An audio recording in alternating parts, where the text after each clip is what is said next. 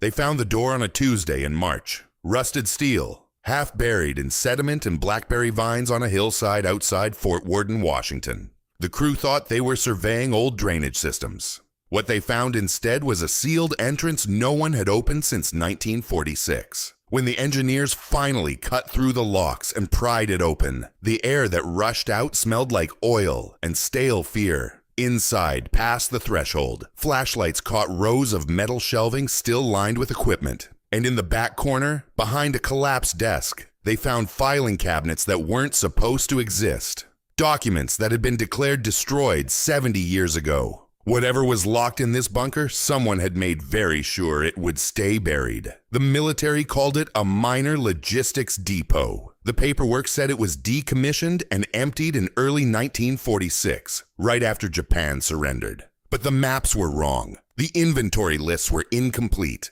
And when researchers cross-referenced the construction permits, they discovered something disturbing.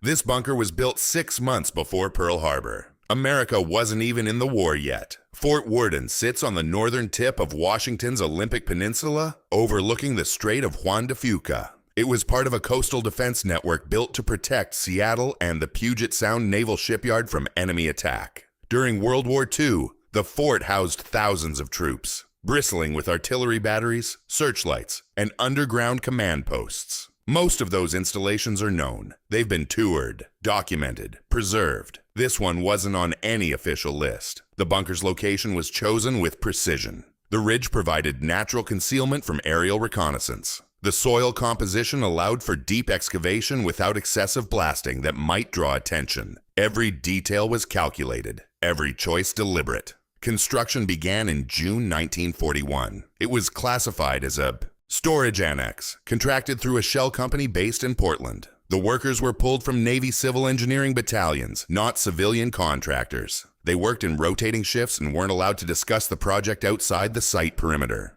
The bunker itself was buried under 8 feet of earth and reinforced with concrete walls 18 inches thick. Its entrance was positioned on the backside of a ridge, invisible from the main fort, and accessible only by a service road that led nowhere else. The timing matters. In the summer of 1941, Roosevelt was maneuvering the country toward war, while most Americans still wanted to stay out of it. Lend-Lease was funneling weapons to Britain. Atlantic convoys were under attack from U-boats. The Pacific Fleet had been moved to Pearl Harbor as a deterrent against Japanese expansion. Officially, America was neutral. Unofficially, the military was preparing for the inevitable. This bunker was part of that preparation, but it wasn't designed to store ammunition or rations. The floor plan didn't match standard munitions depots. There were no blast walls, no ventilation systems for powder storage. Instead, the main chamber had reinforced document vaults, communications conduits running to the surface, and a secondary room with lead-lined walls.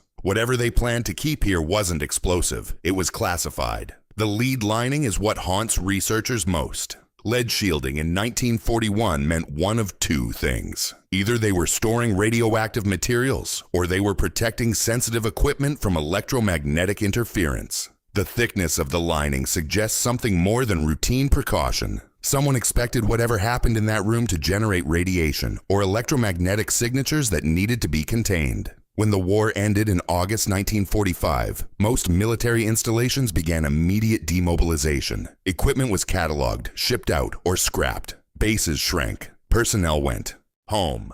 The process was chaotic but well documented. Fort Worden followed the same pattern. Artillery batteries were mothballed, barracks emptied. By mid-1946, the fort had scaled down to a skeleton crew. But this bunker didn't follow procedure. According to the one document that mentions it, a 2-line entry in a regional logistics report from February 1946, the site was sealed and decommissioned without standard inventory protocols. No itemized list of contents. No transfer orders for equipment. Just a notation that the facility had been secured and was no longer in active use. The access road was deliberately destroyed. Trenches were filled. The entrance was covered with soil and allowed to overgrow. Why the rush? Why skip the documentation? Standard procedure required detailed inventories, especially for classified sites. Anything sensitive was supposed to be relocated to active installations or destroyed with witnessed verification. This site got neither. It got buried. There's a retired Army Corps of Engineers officer who reviewed the construction files after the discovery. He wouldn't go on record, but he told researchers the sealing operation had the signature of a sanitization protocol, not a decommission, a cover-up. The bunker stayed hidden 70 years. Fort Worden itself became a state park in the 1950s. Tourists walked trails over the ridge without knowing what was beneath them. The land changed hands. Records were archived and forgotten. The few people who might have remembered the bunker's existence were dead or had moved on decades ago. Military sanitization protocols leave specific signatures. Equipment is removed in reverse order of sensitivity. Documents are destroyed on site with witnessed verification. Structures are either demolished or repurposed. This site got none of that. The kind of closure you do when the goal isn't security compliance but erasure from institutional memory. Then came the infrastructure survey. In 2015, the Washington State Parks Department commissioned an engineering assessment of old utilities at Fort Worden. They were planning renovations and needed to map out electrical lines, water mains, and drainage systems installed during the military era. The survey crew used ground-penetrating radar to trace buried conduits. The anomaly showed up on a scan in March 2016, a large void space under the hillside, roughly 40 feet long and 15 feet wide, with geometric walls too regular to be natural. The surveyor flagged it. A park historian pulled archival maps but found nothing. They brought in a grad student from the University of Washington who'd been researching Fort Worden's history. She found the two-line logistics entry from 1946. No details. Just enough to confirm that something had been built there and later sealed. It took 8 months to get clearance to open it. The Park Service consulted with the Department of Defense, which consulted with Navy Historical Archives, which consulted with lawyers. No one wanted responsibility. Finally, in November 2016, a team was approved to breach the entrance. They cut through the locks with an acetylene torch. The door fought back, hinges frozen with rust and corrosion. When it finally gave way, the seal broke with a hiss. Stale air, untouched since 1946, rolled out in a wave. One of the engineers described it as smelling like old metal, mildew, and something chemical he couldn't identify. They ventilated the space for 2 hours before anyone went inside. The entry team wore respirators and carried portable lights. The bunker's electrical system had died decades ago. They descended a short staircase into the main chamber. Concrete floor. Walls slick with condensation. Silence so complete they could hear their own breathing echo. And then the lights hit the shelves. They were still standing. Rows of them. Industrial metal shelving units anchored to the walls. Most still held equipment. Radios, signal lamps, boxes of vacuum tubes. Typewriter, its keys frozen with rust. Filing cabinets, 4 of them, lined up against the back wall. One had collapsed under its own corrosion, spilling folders across the floor. The others were intact, but it was the side room that stopped them cold. The door was ajar.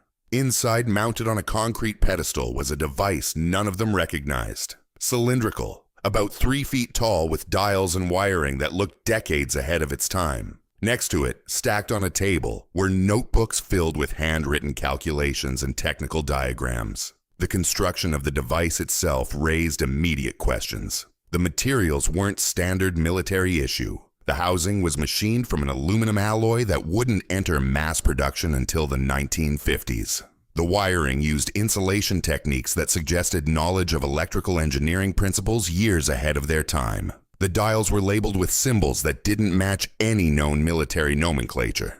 It looked like something designed by engineers who knew where technology was headed, not where it currently stood. They called in experts, a military historian from the Naval War College, a Cold War technology specialist, an archivist from the National Archives. The room was photographed, measured, and cataloged over 3 weeks. Every object was documented before being removed. The filing cabinets held operational logs, personnel rosters, and technical reports. Most were stamped with classification markings that had been obsolete for decades. Some had been partially burned, the edges charred black, as if someone had tried to destroy them but stopped halfway through. The dates ranged from 1942 to 1945. The subject matter was fragmented but disturbing. References to equipment testing, electromagnetic research, something called Project Canopy. The radios weren't standard military issue. They were prototypes, high-frequency transceivers designed for encrypted communication over distances that shouldn't have been possible with 1940s technology. One still had a logbook tucked inside its casing. The last entry was dated August 14th, 1945, the day before Japan surrendered. It was a transmission log, coordinates, a call sign, and a single word: terminate. The device in the side room turned out to be an experimental radar jammer, but not like anything used in the European or Pacific theaters. This was something else. The notebook's detailed tests conducted between 1943 and 1945. Experiments in electromagnetic pulse generation designed to disable enemy communications and navigation systems at range. The calculations referenced physics that wouldn't be declassified until the 1960s. Whoever built this was decades ahead of the curve. The implications are staggering. If this technology existed in 1945, why wasn't it deployed? The answer buried in the notebook suggests the weapons weren't reliable. Early tests produced catastrophic equipment failures. In one incident recorded in March 1944, a test.